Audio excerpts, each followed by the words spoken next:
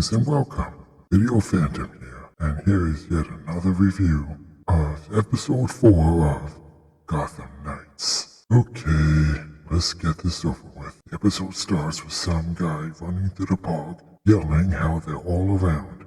They're all here, and they're coming to get us. Shouting like a lunatic, scaring everybody all around him. Police officer tries to calm him down. The guy tells the police officer, they're over there. Cop turns over and look like a moron. Then the guy grabs the cop's gun and starts firing 5 shots up into the trees, as if he's trying to shoot at anybody who might be up there. The cop tries to calm him down, saying, put the gun down, it's gonna be okay. The guy says, no, it's too late, you're already here. And then he ends himself with a 6th bullet. So after the title intro, we cut to a room. We don't know what room exactly, some nice looking living room of some kind, or a lounge, we don't know. But they're all looking over some paperwork, while Duello is going around a room on a scooter. Colin brings in a cake he found in the teacher's lounge. Congratulations, Kathy. Yeah, pretty sure the teachers in the teacher's lounge wouldn't leave a cake just sitting there for anyone to take. I mean, is there no custodian at that place? Or is there only like 1 or 2 pieces cut from the cake? Probably someone baked the cake and everyone's like, ew, this cake sucks. Anyway, they're all looking over the paperwork trying to solve the murder of Bruce Wayne's great-great-grandfather. Well, all except Duello, who's going around the room on the scooter. Where she got the scooter? Your guess is as good as mine. Anyway, Cullen goes to grab the knife that was taken from the Talon to cut a slice of the cake. Turner is getting frustrated because he can't find anything in the case file that even suggests that Alan Wayne was murdered. Harper is looking at a photo. The photo shows some scars on Alan Wayne's body. Little cuts that are shaped like crosses or X's all over the body. Turner gets more frustrated, talking about how he is sick and tired of living the way he is at the moment due to being a fugitive. Duello pulls out a book where she found a picture of Tanner Hayes as a member of the Glee Club, or as she calls them, the Never Get Laid Brigade. They all want to have a look, have a good laugh and all that, and suddenly the Talon's knife that Colin was using to cut the cake falls to the floor, with the blade piercing the floor. Turner picks it up, pulls it out of the floor, and notices that the blade left a X mark on the floor, similar to the ones found on Alan Wayne's body. Cut to the news report on GNN, where they show the funeral procession for Mayor Hamilton Hill, who was murdered at the Founders Gala. The reporter then talks about Harvey Dent's run for mayor. The new candidate has entered the race, who is Lincoln March. Brody's dead. Then Lincoln March is speaking to reporters saying, if Harvey Dent is committed to keeping the city safe, then why are Bruce Wayne's killers still at large? Oh gee whiz. You know, it takes a little time to catch some criminals. Don't just catch them in mere seconds. Then he says, is this what Gotham City really needs? Just another two-faced politician? Ha! See what they did there? Cut to Harvey Dent's office where Harvey Dent has fallen asleep on his couch. He wakes up. Commissioner Soto comes in with a cup of coffee for Harvey, noticing that he's wearing the same clothes as last night, asking if he had an interesting night. He looks like someone who is out drinking and doesn't remember what happened. He puts on his suit jacket and a key falls out. He says it's not his key. Commissioner Soto tells him about a briefing that he has to attend, which was apparently 5 minutes ago. Cut to the clock tower where the Gotham Knights gang are looking over all the photographs. Stephanie is there along with Carrie. Stephanie is holding the Talon knife, and she says, if you're looking for a connection between the Court of Owls and Alan Wayne's death, X marks the spot. And then Harper makes a catty remark towards her, and then Stephanie gets catty back with her. Together they surmise that anyone who might have been offed by the Court of Owls might have similar scars on their bodies, so they need to check the autopsy reports on everyone who they believe might be killed by the Court of Owls over the past several years. They all look at Colin, who says, It's gonna take me a lot of trips to get all those records. Stephanie says, nope, just one. She pulls out a little flash drive and tosses it to Colin. It's called a rubber ducky. It'll give us remote access. Yeah, sure. You just happen to have it there. I suppose she carries one or two on her all the time.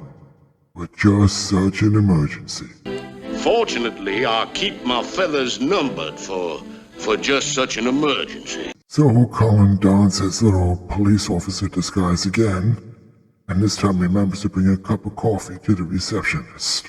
He says he's there to return the Alan Wayne case file, but as he's trying to return it, he bumps into Harvey Dent, who just happens to be there. He accidentally drops it, and to cover his tracks, he says, "Oh, Harvey Dent, I'm your #1 fan." And Harvey Dent somehow doesn't recognize Colin in any way, shape, or form. So Colin makes his way to the server room. Stephanie instructs him to put the rubber ducky in the main server, which he does, and now they have access. Okay, time out. Where exactly did they get this high-tech communications equipment that they use to communicate with each other? Where'd they get that from? Anyway, Stephanie is accessing the computer and tries to look up all the accidental deaths that may be connected to the Court of Owls. And sure enough, the photographs of all the bodies show that they have the X marks on each and every one of them. So then, why didn't the GCPD pick up on this pattern? Why did they ignore that? Why is there nothing in any of the reports saying, hey, wait a minute, this is all connected somehow. What's going on here? How did they miss that? Anyway, Turner asks what was the last body that was found with the same marks and everything. Stephanie pulls up the death of the lawyer that was running in the park going crazy, the one that grabbed the cop's gun. Turner recognizes him as Pericles Jones, one of Bruce Wayne's best lawyers. So in order to figure out why the Court of Owls would target him, they need to break into his house and see what they could find. So Turner asks Colin Harper for a little help in breaking into the house. Harper is good at lockpicking, so Turner asks her to teach him how. Stephanie's like, I'll come with you. But Turner says, no, I need you to stay here and try and find out where the knife came from. So then Harper gets a little kenny and says, in that case, I'm breaking and entering. It's easy for me to pick the lock than to teach you how. And Colin volunteers to help Stephanie with the knife. So while Harper is trying to pick the lock, she makes a couple of catty remarks about Stephanie. Turner asks her, what is your problem with Stephanie? I mean, you two are a lot alike. You're both geniuses. You both have similar characteristics. Harper's like, oh yeah, but she's all rich and's got a nice big old trust fund. So she manages to pick the lock, and they manage to get in the house. Now back to the school library, which apparently is open after hours. Duella finds a book on serial killers in the school library. Interesting book for a school library. But I suppose it's for research purposes, so okay. Duella opens up the book and finds a page with Felix Harmon on there, who is a professional knife thrower for a circus, and apparently a serial killer as well, known as the Butcher of Gotham. And he liked to cut out the tongues of his victims as well. A photo of Felix Harmon shows that he has knives similar to the one used by the Talon, the one that Colin used to cut the cake. Duella's like, yeah, I knew I remember seeing that knife somewhere. Her dad, the Joker, told her about the book, apparently when she was about 4 years old or something like that. When she was very young, before he walked out on her. So now that brought the question how the Talon got a hold of the knives that belonged to someone who died 100 years ago. Stephanie discovers that Felix had a daughter, who's apparently still alive, albeit very old. Stephanie finds out which nursing home she's residing at, so she and Duella decide they're going to pay her a visit. Cut to the home of Pericles Jones, where Turner and Harper are broken into. Looking around with a flashlight. The place is a mess, paper is scattered everywhere, but as they're looking around, they hear the cock of a shotgun which is being held by Pericles Jones' son, pointing right at them. Turner tries to tell him that he doesn't think his father killed himself on his own free will. Pericles' son said that his own father trashed the place. Turner tells him that he thinks that Court of Owls killed his father as well as Bruce Wayne. So Pericles' son lowers the weapon. Turner asks if he knew about them. Pericles' son says no, but apparently my dad did. As he turned on the light, and all over the wall is written the words, "The owls are in the house." Much like Jack on The Shining. Okay, so now they're done ripping off The Dark Knight for now. So now they can start ripping off other movies like The Shining? My goodness. Cut to the commissioner's office, where Harvey knocks on the door and asks Commissioner if she has anything new on the bombing that killed Mayor Hill. She says that the Gazette told her that the same bomb that was used to threaten the people at the Founder's Gala was used to kill Mayor Hill. And she doesn't think this is mildly strange, because the bomb wasn't found when they went looking for it, and the bomb that was used to gas Mayor Hill to death, how do they know it's the same bomb? Did she not question that? The mayor shows the owl coin that was found by Mayor Hill. She tells him this was found in the limo by the police. Harvey's like, yeah, the same coin that was found on Bruce Wayne's body. Harvey asks Commissioner Sorter what she knows about the Court of Owls. She says just an old-timey nursery rhyme, an excuse that criminals use to justify their actions, saying, wasn't me, it was a Court of Owls. She even surmised there was a mutant gang making a copycat crime. Harvey's like, how many of them actually leave one of these coins behind? Cut back to the house of Pericles Jones, where his son tells Turner that 2 days before Bruce Wayne was murdered, he came there to visit his dad to rework his will. He tells Turner that it wasn't true that Bruce Wayne was trying to cut Turner out of the will, and that his father even tried to explain that to the police. And apparently Bruce Wayne had the only copy.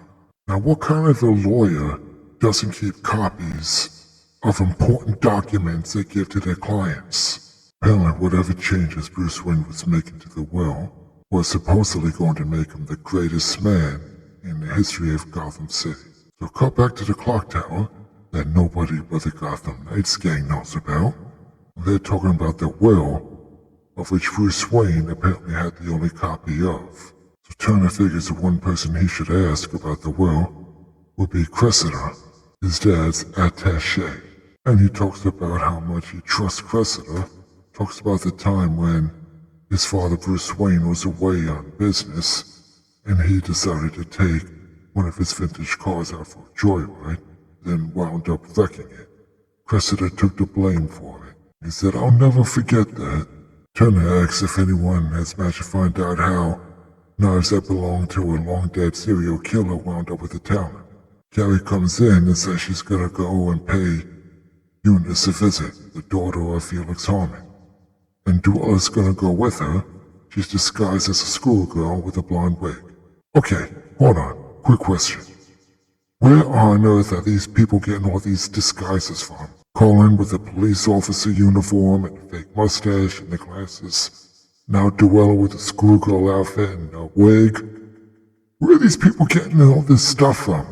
Who's supplying them with these disguises and the communications equipment? How are they getting all this stuff? I mean, they're fugitives from the law, for crying out loud. Who are they talking to get these things? Where are they going to get these things from? So they go to the nursing home, they go up to the desk person, saying, we're doing some community service, we're from the Gotham Academy, we're here to read to old people. So the guy's like, sure, sign in. Just down the hallway right there. You can tell he doesn't give a crap, he's just sick of his job. He's just there for the paycheck. Cut to the Gotham City Police Station where Harvey is walking down the hallway, holding a key that he doesn't seem to know what it's for. He runs into Lincoln March, who asks him, is it true that Bruce Wayne and Mayor Hill received a coin from the Court of Owls before they died? Because I got one too. Tell me, am I in danger? Okay, hold on. The Court of Owls is supposed to be a very secret society that no one is supposed to believe exists. Okay, so if they're so secret, they want to cover all their tracks, no loose ends untied, then why are they leaving coins by the people that they're killing? Why are they leaving these calling cards? I mean, for a society that's supposed to be so secretive, they're really not being all that secretive. It's like, you want to be secret, but you want to get a little bit credit for what we're doing. You want to get our name out there, but we want to stay secret. We don't want anyone to know that we exist. But we're still going to leave a calling card. Yeah, okay. That makes a whole lot of sense. Anyway, back to the nursing home where we see Eunice, the daughter of Felix Harmon, caressing a music box. Carrie and Duella come on in. Carrie tries to spin some story as to why they're there, but when it's not getting anywhere, Duella just jumps in and says, "We want to know what it's like to have a serial killer for a dad." Then Duella somehow manages to sweet-talk the old lady into talking about her father. Briefly cut to Colin and Stephanie, who surmises that the knives used by the Talon were did to some sort of hallucinogenic drug that caused his victims to become paranoid and have all kinds of delusions, which would explain their rants and outbursts of lunacy. Colin says he buys it because his dad was an alcoholic, and he talks about some of the things his dad did, and Stephanie relates to it somehow. Cut back to the nursing home where Eunice is talking about her father, and how much he always looked out for her, and how he still sends her music boxes. Duella then asks her about the knives that her daddy used to kill people with, being the Butcher of Gotham. Eunice says that she didn't like the name the Butcher of Gotham. Papa never butchered anybody. Then suddenly she talks about how her dad would dissect people with such precision, like a professional, but then starts getting all dark all of a sudden. She then talks about how her father didn't cut his victims' tongues out, stop them from screaming, but to stop them from begging for mercy. She then said that his victims got what they deserved, and so will Duella as she grabs Duella's arm. She talks about how Papa would be so angry with her for being tricked into saying things she shouldn't. And then she starts reciting the Court of Owls rhyme as they're leaving, shouting it into the hallway after them. Cut to Wayne Manor where Cressida is sitting down reading a book when Turner enters the room. She rushes over to Turner, gives him a big old hug, talking about how she's so glad to see him again. Cut back to Stephanie and Colin, where they try to find out if any of the victims of the Court of Owls have been drugged. Stephanie reads that there seems to be some substance in them, but it's all broken down, so no test can find out what it is exactly. She says she watches a lot of true crime shows. Colin tells her it's okay, you don't have to make excuses. She says, "I actually do love true crime, and my mom was an addict." So apparently she has some experience with having a parent with an addiction. So that becomes a little bonding moment between Stephanie and Colin. Cut to the evidence room at the Gotham City Police Station where Harvey Dent is trying to check out an evidence item, specifically the Court of Owls coin. But the lady at the window says that he already checked it out. Apparently he doesn't remember doing it, or somebody posing as him did it. We don't know just yet. Cut back to the clock tower, where Duella and Carrie have made their return, talking about their little visit with Eunice, trying to figure out how it's possible that her departed father is sending her music boxes, trying to figure out who in the Court of Owls is doing it. Carrie chimes in and says she thinks she knows who it was. She opens up the sign-in book that she, for some reason, took from the nursing home, and shows that just above their names was written a name, Cressida Clark. What on earth made her think to steal the sign-in book from the nursing home in the first place? Yeah, your guess is as good as mine. Cut back to Wayne Manor, where Turner explained to Cressida about the will, which Bruce Wayne's idiot lawyer did not make a copy of. Turner tells Cressida that he believes the will is there somewhere in Wayne Manor, and asks if she knows where it is. Cressida says she knows a few places where it might be, and pretends to go check.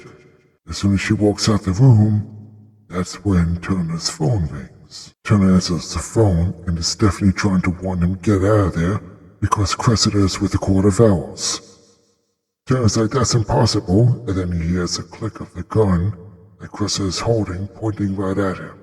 Cressida tells him to hang up the phone, then says, You're a great detective. Your father would be proud. So Turner drops the phone, using that as a distraction, and then manages to snatch the gun away from Cressida and points it at her, saying, I trusted you. So did my dad. Have you been working for them the whole time? Cressida tells Turner that she didn't kill Bruce Wayne, but she helped make it possible for the court to kill Bruce Wayne. She apparently mixed some toxin into his food to slow down his reflexes before they sent the talent. Okay, hold on.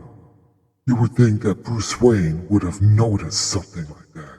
I mean, surely he would have noticed some changes in his body when he tried to do even simple things. He would have been like, wait a minute, something's going on. Why do I feel like this? And that would have been an indication to him that something was wrong. At least that's the Batman I know. But then again, these are the CW writers. Cressida tells Turner that Bruce Wayne was a threat to the Court of Owls, that Turner was just collateral damage. And then suddenly, members of the Court of Owls appear there out of nowhere. Where did they come from? When did they get there? Because when we first got to Wayne Manor there in that scene, Cressida was just sitting there reading a book. Were they all just hiding, just waiting for Turner to show up? And how did they know he would show up? What compelled the Court of Owls members to even show up there? It doesn't make sense. Did she call for them? I mean, she was only away for a few seconds. How quickly did she call for them? And where were they that they got to the house so quickly? And those Court of Owls masks that they're wearing? It looks like some bizarre, low-budget, eyes wide shut thing going on. Are they supposed to be owl faces? Looks like some bizarre cross between the characters from Spy vs. Spy and Alice the Goon from Popeye the Sailor. And the only thing that are covered are their faces, but you can still see their hair, their build, their body shape, their wardrobe. I mean, come on. They can't wear like hooded robes or something to wear a better disguise, for crying out loud? I mean, they're supposed to be secretive, are they not? The one who's apparently the leader gives Turner an offer. If Turner pledges his loyalty to the Court of Owls, all the charges against him will be dropped, his name will be cleared, all the pain and misery he's going through will be a distant memory. He just has to tell them where they can find Harper, Cullen, and Duella. Turner, of course, refuses, and the Court of Owls leader says, if you're determined to die in the gutter where you came from, the court will oblige you. He turns his head, and from the darkness appears the Talon, who came with them, or was hiding there somehow, waiting for Turner to show up, because he didn't come through the same door that the Court of Owls did. So how did he get there? And how long was he there? The Talon pulls out one of his swords. Turner shoots him in the chest, but it seems to do nothing. Listen, always shoot in the head. Remember that. Always shoot in the head, like you're in the zombie apocalypse. But just before the Talon can strike, Robin, Carrie Kelly, comes crashing through the window to the rescue. Yeah, she got there pretty quickly, didn't she? Her mom's car must have supersonic engines or something. She sets off a bomb that sets off a blinding light that blinds everyone momentarily, while she and Turner get away into the Batcave. And if you look closely, the Batcomputer's still there. Didn't the GCPD come and take it away? Did they put it back or something? Why do we still see the Batcomputer there? Oops. Anyway, Carrie fires a missile just above the Talon to cause a cave-in upon the Talon. Okay, where did she get these weapons from? Did she collect them and stash them someplace at her apartment? Where is she keeping this stuff? Anyway, the cave collapses a little bit onto the Talon, injuring him. He lets out a yelp as it happens. They run off. Go back to the clock tower where it's now about the last 10 minutes of the episode, in which they have the emotional, mushy, bonding moments that is customary with the CW shows, apparently. Turner's going through his head, figuring out how he could have been so blind to it all. Just trying to deal with the fact that his life has been a lie. Cressida being so kind to him, helping him with his homework and stuff, was all the while plotting to kill his father, Bruce Wayne. And yeah, you can't blame him for feeling that way. Cut to Harper and Cullen where they're talking about Stephanie. Cullen's telling Harper that she should try and get to know Stephanie a little more. But Harper's like, I don't want to. She's everything I could have been. She got born into a better zip code than I did. I'm just as smart as her, I'm just as capable as she is. But yet she got the better deal because of where she was born. I guess she's never heard of rich, successful people who came from poor families, who came from humble beginnings. Cullen tells her, don't judge Stephanie the way others judge us. Cut to the Gotham City Police Station where Commissioner Sold is showing Harvey Dent the limo in which Mayor Hill was killed. She tells him that there's a key that's unaccounted for, which would explain how they managed to get inside the limo and plant the bomb that would kill Mayor Hill. She gets a phone call, and while she's talking on the phone, Harvey Dent pulls the key out that he had, and he manages to unlock the limousine door with it. Could this be an indication of schizophrenia of Harvey Dent? Go back to the clock tower where Luella pulls a music box out of his suitcase and listens to it. Music box she apparently stole from Eunice. Okay, how did she steal it from her? When she and Carrie ran out of the room, her hands were empty. We did not see her take any music box. So, how did she steal it? When did she steal it? We don't know. So Carrie has the idea of checking the music box for fingerprints. Quick scene back at Wayne Tower of the Court of Owls members standing around the table, upon which the Talon is laying down, with his body a bit mangled. And there seems to be a few more members there that showed up there for some reason. The mangled body of the Talon suddenly starts bending itself back into shape, bones crackling and what have you, as if the Talon is healing himself completely. Meanwhile, Stephanie's using a computer to access police records with their fingerprints on the music box. We didn't see her upload the fingerprints, so we don't know how she managed to get it uploaded to get the fingerprints matched. A couple of them matched to Duella, of course, because she was handling the music box. And of course Eunice, but her fingerprints aren't on record apparently. The last fingerprint was found to belong to the long-dead Felix Harmon, the Butcher of Gotham. But how is that possible? Then we see the Talon regenerate fully. And well, that's it for this episode. A lot of inconsistencies as always, but wasn't as bad as previous episodes, but don't hold your breath. It's gonna go downhill, believe me. Well, that's it. We'll see how it goes next time. Thanks for watching, appreciate it. Make sure you do all the usual things. Like this video, share it, click on the bell icon so you'll be alerted to new videos. Bye for now. Be seeing you.